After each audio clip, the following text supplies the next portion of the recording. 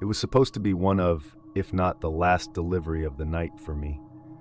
I was working at this pizzeria called Leonardo's. One of my bosses, Frank, was on the night shift with me. He would choose who does what delivery. We got an order for a couple regular pizzas. He gave me a piece of paper with the address on it and the person's phone number. This was in 2009. I didn't have a cell phone that had GPS, just a bare-bones flip phone. I also didn't have one of those Garmin GPSs. I still had to use an old-school book of maps to find my way around when doing deliveries. The name of the street that this house I was doing my last delivery for was something along the lines of Willows Road. I can't remember the house number, nor do I remember the name given for the order, but I do remember having the hardest time finding the place. It was in this really rural town with nothing but woods, farmland, and more woods. The lack of streetlights also didn't help. I had to pull over a few times and turn on the interior lights as I checked the map again. It was a very stress-inducing situation whenever I couldn't find a house. I was on a very quiet, dark, and confusing road when I decided to just call the number on the paper my boss gave me. The phone rang a bunch of times. It seemed that there was no answering machine set up to it. It had to have rung about 10 times before someone picked up, and I waited for someone to say hello. When no one did, I said it, and then a voice on the other end said it back. It was a low, deep, yet soft voice. I said, "This is the pizza guy. Just having a hard time finding your place." He explained that his driveway was easy to miss and looks like just a dirt trail. He talked in a very slow, monotone voice as he described the surroundings of his driveway to help me find it. And eventually I did. I turned my car onto this pretty narrow dirt path. Guy came up from my left that had poofy hair and was around the same age. It took about 30 seconds. Kid one driving slowly. I hadn't seen yet the big-haired kid until I saw this small one-story house. Voices sounded. Another voice took off to the other. The guy came up orange glow from inside the house before the one behind me, and he dropped the gun in front of me. There's a standard. I parked my car next to the only other vehicle in sight. Saw me was a woman. This jalopy kid pickup truck. Panic set, and as I realized, I grabbed the two pizzas from the passenger seat and walked. Sky started to get dark. House. I collapsed. I looked for my company car key, couldn't find $2. So I knocked on the door. The woman ran up. I heard muffled music from inside the house. I was all right. She took me into her apartment. Then I heard footsteps approaching the doorstop. I was shaking. And then after maybe 10 seconds, I couldn't even hold the phone to talk to 911. I saw a quarter of someone's face. I assume was her. I literally boyfriend helped me call their eyes to the operator and told her everything that happened colorblind. I nervously said, "Hey, these kids were obviously wearing all black and white clothes." The guy said, "Oh yes, thank God." I did have a full description. I recognized two of the map woman who helped me was going to be late for work. There was a weird but she stayed until I was. I didn't know what to say except for, "Do you have the cash?" Sharshan blunt with the operator. Yes. Let me go get it. I'll never forget this woman's utter kindness to help me and her boyfriend. The cops show up and there was super old music from my manager brought out the spare keys, making the setting back to the extra creepy and weird. If it weren't I drove back enough already. I was greeted by crying. Then the door started worried. Coworkers, all of them were terrified that I was hurt. Did mean a lot to me how much they care. But it told them I was fine. Everything about the interior filed the proper paperwork. The 72 was written off as a loss. There were metal sheets on the floor, presumably covering holes that make you pay back the money you'd have pocketed. The couch looked like it was to prevent drivers from stealing. Hell, I was then told by the owner to take the rest of the night off. The music was coming from a vintage-looking record player. He was to this day one of those with a big horn-like thing. What I didn't know was I was in for every. That's all I could see. I called my best friend sneaking before I left the store inside and asked where he was. But what really was off for a drink after work smell. He was around the corner at a bar, so I waited respectfully. I met up with the guy to come back district money from wherever he at the time. When enough time passed that I felt like it was getting weird, told me his dad had given him a heads up. He had 2 shots waiting for him and said to calm my nerves after those 2 shots. The man's voice came from another room. His dad called his phone and asked, "Yes, if I would you mind coming into the kitchen?" Told him I was handed methaphone. His dad, my coworkers and bosses always advised against stepping into anyone's house that 2 shots. So he ended up that sending advice a squad especially relevant. It really wasn't that far away. We got to the station. I heard what the man said, but I still needed to ID them. Can you repeat that? And a driver. They'd been caught less than 20 minutes. Can you come to the kitchen? Speeding the bala had already gone out. I stepped inside and I honestly felt like the money to buy weed crashed through the floor. And then taken off. They had at least. The place was so old that the floor actually caved. The order had been placed on a stolen phone, and my phone was. The house was very linear. The police told me to grab my phone and saw the entrance. I did ask me to unlock it, and it told the police again every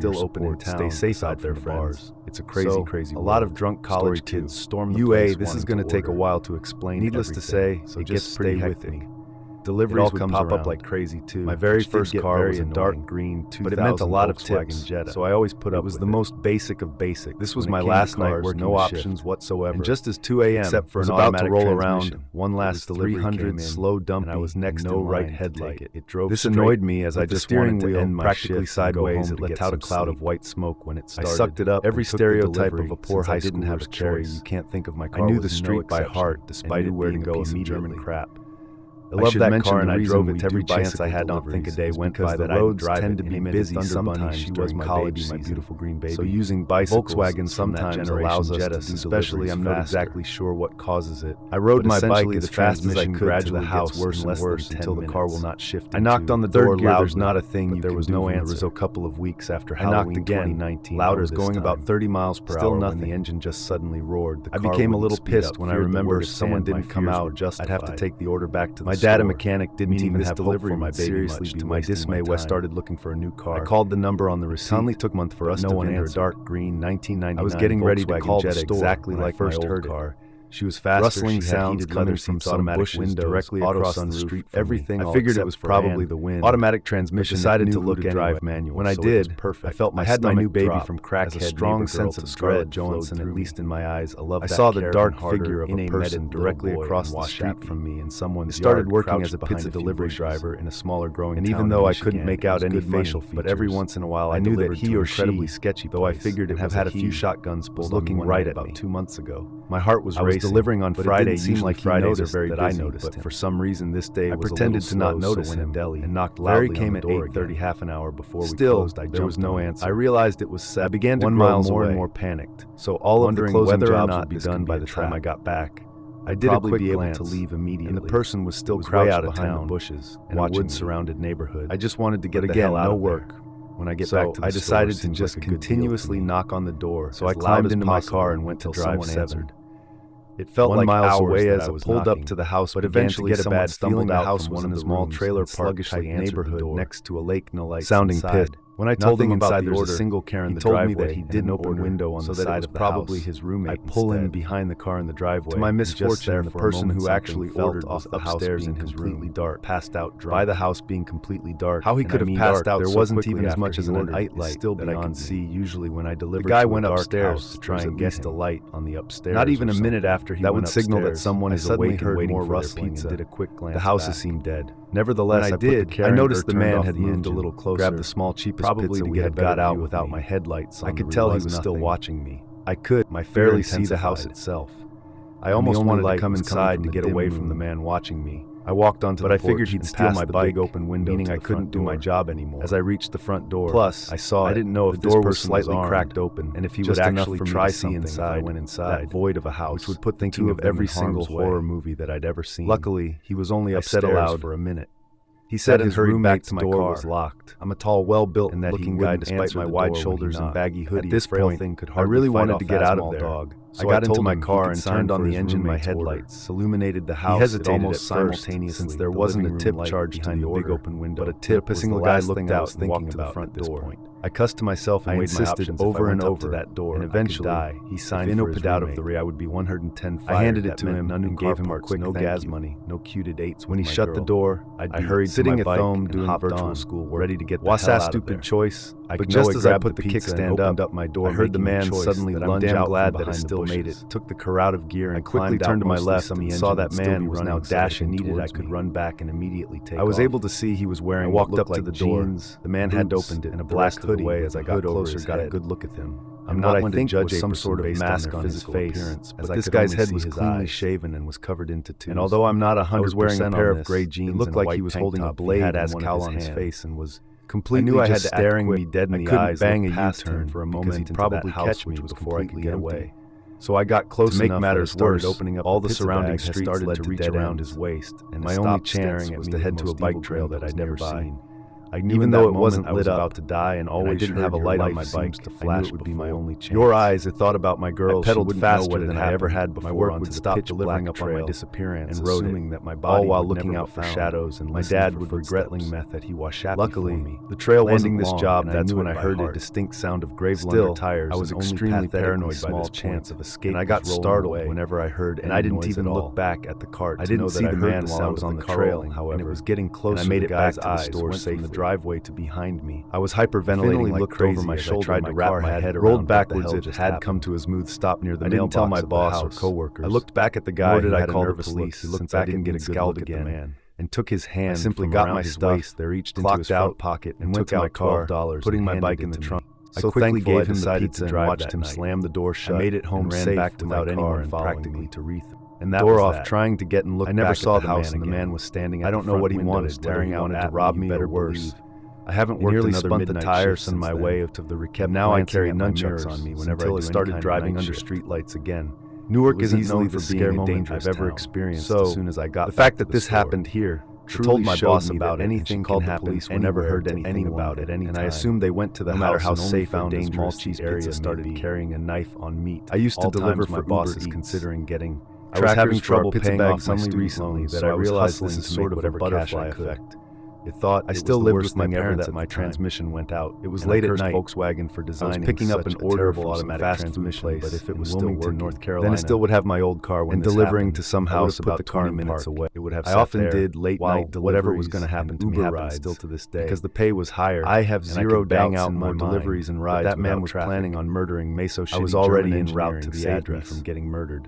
That night, I was leaving the more just curious residential area posting in Reddit and heading in the direction of the quieter part with all the forest. If I'm not posting to the correct place, this event happened 7 years ago. Pitch black. I was still living in a small town in Illinois at that late hour as a few weeks old. I turned off the main road onto a side road downstairs dead end while my husband and older two children. This was the road the directions were taking. I was woken up to someone knocking on the door. I was half asleep. I was brought to the last house on the door before it woke everyone else up. The lights to almost every little house on the stretch I wasn't thinking straight. Otherwise, I wouldn't have answered the door so late at night. Even the house that I was supposed to be starting to wake up. So I brought them with me. I opened my car headlights on. There's a man standing. There said, "How can I help you?" Trip on anything. For a moment, I also was using my flashlight on my phone. I'm starting to navigate my way to the porch of this house. I remember feeling not lying when I say nervous, which there was not a single light. All he said was, "I'm sorry." I even felt the overgrown grass rubbing on my shins box as I walked on the porch and walked away. This didn't feel right. I don't remember what I even said. I pressed the doorbell, closed the door, and didn't hear a ring. Abbott Strange, thinking how weird it was, just the customer had their delivery had the wrong house, so I'm walking back to the living room, which means I'd have to actually physically hand it off to him or her. 2 a.m. I messaged the customer places around at the front door and asked him if he could. I'm back to look outside, but I didn't see anyone. He read it right away and responded. There were no cars on the street. Give me a second. Made sure all the doors were locked. Okay. And I just remember sitting there a little shaken, thinking how I waited in the dark, looking at the windows of the house, waiting for a light inside. Guy says hi, tells how much. I was thinking, oh, there's no way this said was I'm sorry. I thought you followed up again asking him if he could type out his address. He started typing. C. Tuntle had grabbed a while before he sent a message saying, "I see you." The table was a few feet away from the door. If you wash the next thing I realized, I probably wouldn't have asked there were no cars anywhere. I would have said something like, "You were at the wrong house." I don't remember him wearing anything associated car he sees outside, or even a name tag. He replied, "The only place that was nearby." Well, that pretty much confirmed. So I guess it's possible that he maybe had a jacket on, but it didn't really remember any less open that late. Though I'm sure about that an inch away from I got door to the house, just because I didn't want to be on top of it. Doing if he had bad intentions, I think he either saw that I had dogs, no matter how many times I messaged the customer. I think about it, still get chills. I feel very lucky. I was starting to suspect and nothing happened some kind of scam to get free food. And thanks for listening. If you then I heard a voice come from outside. If you haven't yet, please hit the like button, the subscribe button, and that it was a male's voice calling. To be notified when future episodes come out. I started to wave my flashlight all over your own. Feel free to send it to my email or post it to my subreddit. I said out loud on Twitter. I'm leaving. You can stalk me on Facebook, and you can all post a hi yeah. I didn't know who I was talking to. You can also stalk me on what was the last one I said. Instagram. I was terrified. I was about to face hack those three guys. I walked back to my car, not trying to draw attention by running. I hope you liked this episode. When I got to my car, I heard this distinct air. I like polls. What if it you like polls? I could that I did the other day, and I had the sound of air leaking, locked and loaded. So this is what you're getting. I took a look and saw that both. I just dropped a really long big old car was slashed like at like 3 this morning, like 3 hours. I could only assume in the moment every month or every other tires on the probably going to do those when all the stories start to accumulate and get. I got into the car. Yeah, whatever you doors first. All right. All 4 tires. Sunday, I don't know what I'm tire pressure warning, but you'll have to just, let's find out on Sunday. Won't started to if you care if you're there. All right. I was deciding on whether to call. I don't know. I'm going to go play Tears of the Kingdom or making a run for you into the dark to a nearby house. I got a pretty rough day ahead of me. The second option. I love y'all. I turned off the headlights on my car and was about to get out of the car, but I noticed someone standing outside my window. I screamed my soul out, and then I realized that there were at least 4 people standing outside of my car. 1 at every window. They all had on masks covering their faces. I was surrounded. One of them yelled at me to get out of the car now. I didn't know if one of them had a gun or not, and I knew that if they did, by the time I turned on the car and attempt to drive away with 4 flats, I'd have been shot dead already. I yelled through the window asking if they're just looking to rob me, and one of them said if I gave them everything on me, they'd let me go. I agreed to do so and unlocked the door. The second I did, the guy outside my door opened it and forcefully pulled me out. At this point, I was beaten and kicked by at least 3 of the guys. They grabbed everything off of me, my smartwatch, my shoes, my wallet, my phone, and even some things out of my glove compartment in my car. I was left on the ground as however many men there actually were ran away into the darkness, and I was alone. I blacked out from here, and the next thing I remember is waking up probably half an hour later, still laying on the grass next to my car. They'd stolen even my keys. I managed to get up and navigate myself to the nearest source of light I could find in the distance, which was a small house all the way up the street closer to the main road. I rang the bell a few times until someone answered through the closed door. I said I'd been injured and robbed and need to use a phone. Luckily, the woman was willing to help and allowed me to use a phone to call the police and then to call roadside assistance to have my car towed. Lastly, I called my dad. After police showed up, I was taken back to my car and they did a short investigation and took as much information as I could give them. After my car was towed away, my dad came to pick me up and bring me home. We left after my car was towed away. My phone's last location was down the street from the incident, and it hadn't been turned on since the night before, meaning they probably destroyed the phone. The next day, I gave even more information to some detectives regarding my Uber Eats account, and they rather quickly were able to trace the customer account back to a guy named Logan, who, long story short, allegedly lost his phone and wallet, and whoever found or stole them was the one to call the Uber Eats delivery with the intention of robbing me. Basically, what I'm saying is whoever did this to me got away with it. The house that they set this up at was a vacant house for sale. My car tires were covered by insurance, but everything else I ate the loss. And this was a painful and expensive, but also valuable lesson to not be so naive ever again in a situation like that. I stopped deliveries for a few months. Then I went back to doing